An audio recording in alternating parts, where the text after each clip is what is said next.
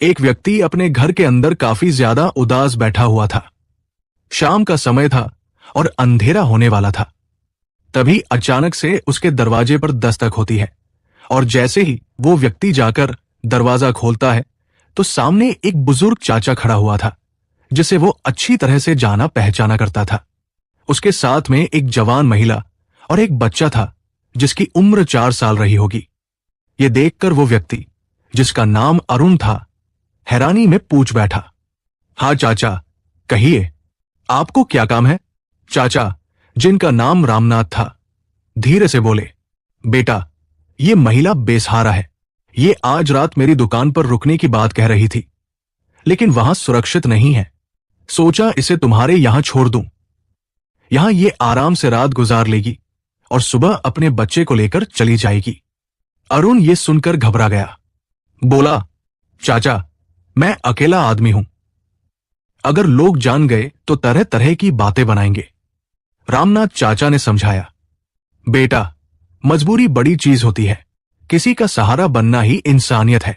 तू चिंता मत कर, ये महिला सुबह चली जाएगी। चाचा की बात मानकर अरुण ने महिला और उसके बच्चे को घर के अंदर बुला लिया। उसने उन्हें एक कमरे की ओर इशारा किया और कहा, तुम यहां आराम से रह सकती हो। किसी चीज की चिंता मत करना। अरुण की आंखों में भी अकेलेपन की परछाई थी और उस महिला के चेहरे पर भी बेबसी झलक रही थी। यही पल आगे चलकर दोनों की जिंदगी बदलने वाला था। रात धीरे धीरे गहराने लगी थी।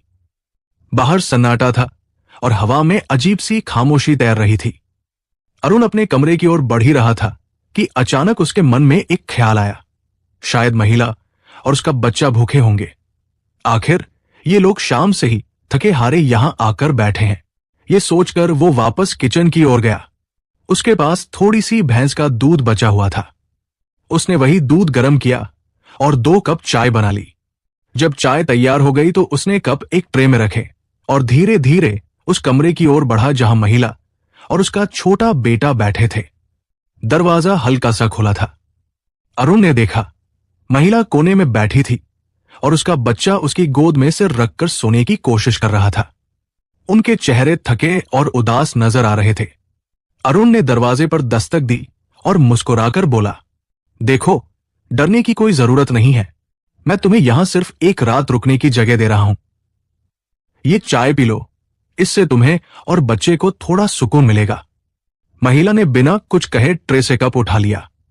उसके चेहरे पर कृतज्ञता तो थी, लेकिन आंखों में गहरा डर भी झलक रहा था। उसने जल्दी से दरवाजा बंद कर लिया, मानो खुद को सुरक्षित करने की कोशिश कर रही हो। अरुण सब समझ गया। उसने सोचा, ये औरत डरी सहमी हुई है। शायद हालात ने इसे ऐसा बना दिया है, लेकिन मुझे इसे कोई तकलीफ नहीं देनी। बस इसे चैन से रात बिताने देनी है। वो वापस अपने कमरे में चला गया। मन में कई सवाल उठ रहे थे। ये कौन है? किस वजह से इतनी बेसहारा हो गई है? और ये बच्चा, इसका क्या कसूर है? लेकिन उसने निश्चय किया कि वो कोई सवाल नहीं करेगा। रात गुजर गई। अगली सुबह जब अरुण की नींद खुली तो उसका मन दंग रह गया। घर का नजारा बदला बदला लग रहा था। महीनों से जिस घर में धूल जमी थी, वो अब चमचमा रहा था। आंगन साफ था, कमरे सजे हुए थे, बर्तन धोकर चमकाए गए थे और रसोई ऐसी लग रही थी जैसे अभी अभी नया बनाया गया हो। अरुण को अपनी आंखों पर विश्वास ही नहीं हुआ। इतने सालों बाद उसके घर ने मानो फिर से सांस ली हो। वो सोच ही रहा था कि तभी महिला एक ट्रे में चाय लेकर आई। उसके चेहरे पर हल्की सी मुस्कान थी। ये लीजिए, आपके लिए चाय, उसने कहा। फिर धीरे से बोली, अब मैं थोड़ी देर में अपने बेटे के साथ निकल जाऊंगी। अरुण ने आश्चर्य से उसकी ओर देखा और बोला, ये सब तुमने किया है? घर तो ऐसा लग रहा है जैसे कई सालों बाद किसी ने इसे प्यार से संवारा हो। महिला ने सिर झुकाकर धीमे स्वर में कहा, हां, आपने हमें शरण दी तो मेरा भी फर्ज था कि आपके घर को थोड़ा संभाल दूं। गंदगी देखकर मुझे चैन नहीं आया। बस जितना हो सका मैंने कर दिया। अरुण कुछ पल खामोश रह गया। उसके मन में बीते दिनों की यादें ताजा हो गई। उसे अपनी पत्नी का ख्याल आया। जब वो जिंदा थी तो घर भी इसी तरह साफ सुथरा और रौनक से भरा रहता था। अब वही तस्वीर उसके सामने जैसे फिर से लौट आई थी। उसकी आंखें भर आई और उसने चुपचाप चाय का कप पकड़ लिया। उधर महिला अपने छोटे बेटे को जगाने लगी। वो धीरे धीरे बच्चे के सिर पर हाथ फेरते हुए बोली, बेटा उठो, हमें आज काम ढूंढना है। अगर काम नहीं मिला तो हमारे सिर पर छत भी नहीं रहेगी। अरुण ये सुनकर गहरी सोच में डूब गया। वो सोचने लगा, इस औरत की मजबूरी साफ झलक रही है। बेसहारा होकर भी ये हिम्मत से जी रही है, और मेरे पास सब कुछ है, लेकिन अकेलापन मुझे खा रहा है। शायद ये और इसका बेटा मेरे खाली घर और सूनी जिंदगी को फिर से रौनक दे सकते हैं। उसने महसूस किया कि जिस घर में कल तक सिर्फ सन्नाटा था, आज उसमें किसी की मौजूदगी ने नई जान डाल दी है। उसके दिल में पहली बार उम्मीद जगी कि शायद जिंदगी उसे दूसरा मौका दे रही है। अरुण लंबे समय तक महिला और उसके बेटे को देखता रहा। उसके मन में कई विचार उमड़ने लगे। इसे काम भी चाहिए और रहने की जगह भी। क्यों न मैं इसे यही रख लूं? घर भी संभल जाएगा और मेरा अकेलापन भी कुछ कम हो जाएगा। वो धीरे धीरे उनके कमरे की ओर गया और नरमी से बोला, सुनो, अगर तुम चाहो तो मेरे यहां काम कर सकती हो। घर बहुत बड़ा है, अकेले मेरे लिए संभालना मुश्किल है। तुम्हें रहने की जगह भी मिल जाएगी और मेहनताना भी मैं दे दूंगा। बाहर भटकने की जरूरत नहीं पड़ेगी। महिला घबराई सी बोली, लेकिन लोग क्या कहेंगे? मैं यहां आपके साथ कैसे रह सकती हूं? अरुण ने हल्की मुस्कान के साथ जवाब दिया, लोग तो हमेशा कुछ न कुछ कहते ही हैं, पर मैं जानता हूं तुम सीधी सादी हो और मेहनत से जीना चाहती हो। तुम्हें मुझसे डरने की जरूरत नहीं है। मैं तुम्हारा या तुम्हारे बेटे का बुरा कभी नहीं सोचूंगा। महिला ने बेटे की ओर देखा। मासूम बच्चा खेलते खेलते अरुण की तरफ देखकर मुस्कुराया। वही मासूम मुस्कान उसके दिल को छू गई। उसने धीमे स्वर में कहा, अगर आपको सचमुच कोई आपत्ति नहीं है तो मैं यही रहकर काम कर लूंगी। अरुण के चेहरे पर संतोष झलक उठा। उसने तुरंत कहा, ठीक है, अब से तुम यहां रहो। ये घर अब तुम्हारा भी है। धीरे धीरे दिन बीतने लगे। महिला घर का सारा काम संभालने लगी। खाना बनाना, सफाई करना, रसोई देखना। अरुण खेतों में काम करता और लौटकर आता तो उसे गरम गरम खाना तैयार मिलता। महिला का छोटा बेटा भी अरुण से जल्दी ही घुल मिल गया। वो खेलते खेलते उसे चाचा कहकर पुकारने लगा और अरुण का खालीपन धीरे धीरे भरने लगा। घर की खाली दीवारें अब हंसी खुशी से गूंजने लगी। रात को जब अरुण अकेला बैठता तो सोचता, कितने दिनों बाद इस घर में रौनक लौटी है। शायद भगवान ने ही इन्हें मेरी जिंदगी में भेजा है। 6 महीने बीतते बीतते अरुण की दिनचर्या पूरी तरह बदल चुकी थी। अब न वो उतना उदास रहता और न ही अकेलापन उसे वैसे सताता। महिला ने घर को संभाल लिया था। बच्चा उसके साथ खेलता कूदता रहता और अरुण का मन भी हल्का हो जाता। लेकिन एक बात जो हमेशा अरुण के मन में चुभती रहती थी, उसने आज तक महिला का अतीत नहीं जाना था। उसने कभी ये नहीं पूछा था कि वो कहां से आई है, क्यों बेसहारा है और किन हालातों ने उसे दर दर भटकने पर मजबूर कर दिया। एक शाम खेत से लौटते समय अरुण के मन में यही सवाल गूंजता रहा। वो घर पहुंचा और दरवाजे पर ही ठिठक गया। अंदर से बच्चे की हंसी सुनाई दे रही थी और महिला रसोई में व्यस्त थी। लेकिन अरुण के मन में विचार उमड़ रहे थे। क्या मुझे इसे पूछना चाहिए? आखिर इसकी कहानी जानना जरूरी है। ये और इसका बच्चा मेरे साथ है, पर इनकी जिंदगी की सच्चाई क्या है? उसके मन ने धीरे से कहा, हां, अब समय आ गया है। मुझे इसकी मजबूरियों के बारे में जानना ही होगा। उसने हिम्मत जुटाई और रसोई के दरवाजे के पास जाकर धीमे स्वर में कहा, सुनो, मुझे तुमसे एक जरूरी बात पूछनी है। अगर तुम्हें बुरा लगे तो माफ कर देना। महिला थोड़ी देर के लिए ठिठकी। बर्तन धोते हाथ थम गए। उसने धीरे से सिर उठाया और शांत आवाज में बोली, जी कहिए। अरुण ने गहरी सांस ली और कहा, तुम यहां 6 महीने से रह रही हो।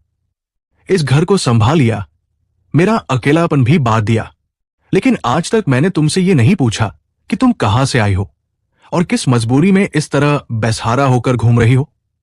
यह सुनकर महिला की आंखें भर आई। उसके चेहरे पर एक लंबी चुप्पी छा गई। कुछ पल बाद उसकी थरथराती आवाज निकली, आपसे कोई गलती नहीं हुई है। आपने सिर्फ पूछा है, लेकिन मेरे लिए यह सवाल मेरे पुराने जख्मों को फिर से ताजा कर देता है। दरअसल मेरी भी कभी एक खुशहाल जिंदगी थी। मेरे पति मुझसे बहुत प्यार करते थे। हम दोनों ने मिलकर छोटे से घर में बहुत सारे सपने देखे थे, लेकिन किस्मत को शायद हमारी खुशियां मंजूर नहीं थी। एक दिन अचानक हादसे में मेरे पति की मौत हो गई और उसी दिन से मेरी दुनिया पूरी तरह उजड़ गई। अरुण चुपचाप सुन रहा था। उसका दिल धड़क रहा था, जैसे हर शब्द उसके भीतर उतर रहा हो। महिला ने आंसुओं से भीगी आवाज में आगे कहा, हमने घरवालों की मर्जी के खिलाफ शादी की थी, इसलिए जब मेरे पति की मौत हुई तो मेरे ससुराल वालों ने मुझे और मेरे छोटे से बेटे को बोझ मान लिया। मैंने हाथ जोड़कर, पैर पकड़कर उनसे रहम की भीख मांगी। मैं कहती रही, भले मुझे मत रखो, लेकिन इस बच्चे पर तो दया करो। यह आपके बेटे का खून है। लेकिन किसी का दिल नहीं पसीजा। उन्होंने हमें घर से धक्के देकर निकाल दिया। उस दिन मैं टूट गई थी। मुझे और मेरे 4 साल के बेटे को दर दर की ठोकरें खाने के लिए छोड़ दिया गया। तब से मैं यहां वहां भटक रही हूं।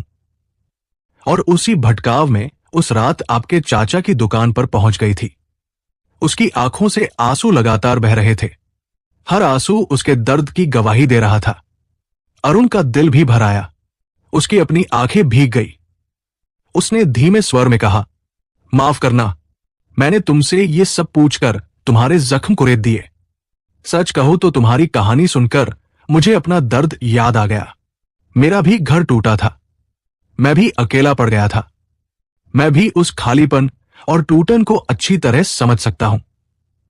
महिला ने कांपते हाथों से आंसू पोंछे और हल्की मुस्कान के साथ बोली, नहीं, आपने कोई गलती नहीं की, बल्कि मेरा मन हल्का हो गया। इतने दिनों बाद किसी ने मेरी कहानी सुनी, किसी ने मेरे दर्द को समझा। अब मुझे लगता है कि मैं सच में अकेली नहीं हूं। कोई तो है जो मेरी बात सुनने के लिए तैयार है। ये कहते हुए उसकी आंखों में राहत की हल्की चमक उभर आई। उस दिन से अरुण का दिल महिला की ओर और भी झुक गया। उसे लगा, हम दोनों की तकलीफें एक जैसी है। उसने भी अपना सब कुछ खोया है और मैंने भी। शायद हम दोनों ही एक दूसरे के सहारे बन सकते हैं। शायद यही वजह है कि भगवान ने इसे मेरी जिंदगी में भेजा। अरुण के दिल की गहराइयों में कहीं एक नई उम्मीद का दीप जल उठा। उस महिला की मजबूरी और हिम्मत, उसके आंसू और मुस्कान, सबने मिलकर अरुण के भीतर दबे हुए इंसान को फिर से जगा दिया। अब उसे लगता था कि अकेलापन शायद धीरे धीरे दूर हो सकता है अगर यह रिश्ता आगे बढ़े। दिन यूं ही बीतते गए। महिला और उसका बेटा अरुण की जिंदगी का हिस्सा बन चुके थे। लेकिन गांव में कानाफूसी शुरू हो गई थी। लोग कहते, एक जवान औरत अकेले आदमी के घर में रह रही है, ये ठीक नहीं है। धीरे धीरे बातें बढ़ी और एक दिन सुबह सुबह गांव के कुछ बड़े बुजुर्ग अरुण के घर आ धमके। उनमें से एक ने सख्त आवाज में कहा, अरुण, ये सब बंद कर। इस औरत को अपने घर से निकाल दे। पूरे गांव में गलत असर पड़ रहा है। अरुण ने समझाने की कोशिश की। ये औरत मेरे घर का काम करती है। मैंने इसे शरण दी है। इसके अलावा हमारा कोई रिश्ता नहीं है। लेकिन लोग मानने को तैयार नहीं थे। उनके ताने सुनकर महिला की आंखों में आंसू आ गए। वो तुरंत अपना छोटा सा सामान समेटने लगी और बेटे का हाथ पकड़कर दरवाजे की ओर बढ़ी। सबके सामने हाथ जोड़कर बोली, आप सब गलत समझ रहे हैं। इस आदमी ने मुझे कभी बुरा नहीं कहा, कभी अपमानित नहीं किया, बल्कि मुझे और मेरे बेटे को जीने का सहारा दिया। लेकिन अगर मेरी वजह से इसका नाम खराब हो रहा है तो मैं अभी इसे छोड़कर चली जाती हूं। इतना कहकर वो दरवाजे से बाहर जाने लगी।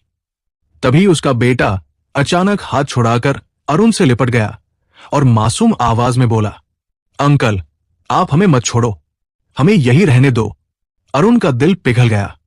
उसकी आंखों से भी आंसू बह निकले। वो भीड़ की ओर मुड़ा और ऊंची आवाज में बोला, अगर तुम लोगों को इस रिश्ते पर ऐतराज है तो मैं आज यही फैसला कर देता हूं। ये औरत अब मेरी जिम्मेदारी है और इसका बेटा मेरा बेटा। इतना कहकर वो भीतर दौड़ा, पूजा के कमरे से सिंदूर की डिब्बी लाया और सबके सामने उस महिला की मांग में सिंदूर भर दिया। आज से ये मेरी पत्नी है। अब कोई इसे बेसहारा कहने की हिम्मत मत करे। गांव वाले चुप हो गए। सबके सिर झुक गए, लेकिन महिला की आंखें छलक पड़ी। वो कांपते स्वर में बोली, आपने मुझे इज्जत दी, एक नया जीवन दिया, मैं इसे कभी नहीं भूलूंगी। अरुण ने उसका हाथ थामते हुए कहा, नहीं, तुमने ही मेरे घर में फिर से रौनक लौटाई है। तुम्हारे और तुम्हारे बेटे ने मुझे जीने का असली मतलब सिखाया है। वहां खड़े गांव वालों की आंखें भीग गई। जो देखने आए थे तमाशा, वो गवाह बन गए एक नए परिवार की शुरुआत के। उस दिन अरुण और रेनू महिला का नया नाम, दोनों की टूटी हुई जिंदगियां एक दूसरे से जुड़ गई। अब वो छोटा बच्चा भी अरुण की गोद में हंसता था और कहता, पापा। दोस्तों, यही सच्चाई है। कभी कभी जिंदगी हमें तोड़ देती है, लेकिन उसी टूटन से एक नया रिश्ता, एक नया सहारा जन्म लेता है। दोस्तों, आपको क्या लगता है? क्या समाज की सोच बदलनी चाहिए ताकि कोई बेसहारा औरत या आदमी इज्जत से जी सके? अपनी राय हमें कमेंट में जरूर बताइए। और कहानी दिल को छू गई हो तो वीडियो लाइक करें। मिलते हैं अगली वीडियो में, तब तक के लिए जय हिंद, जय भारत।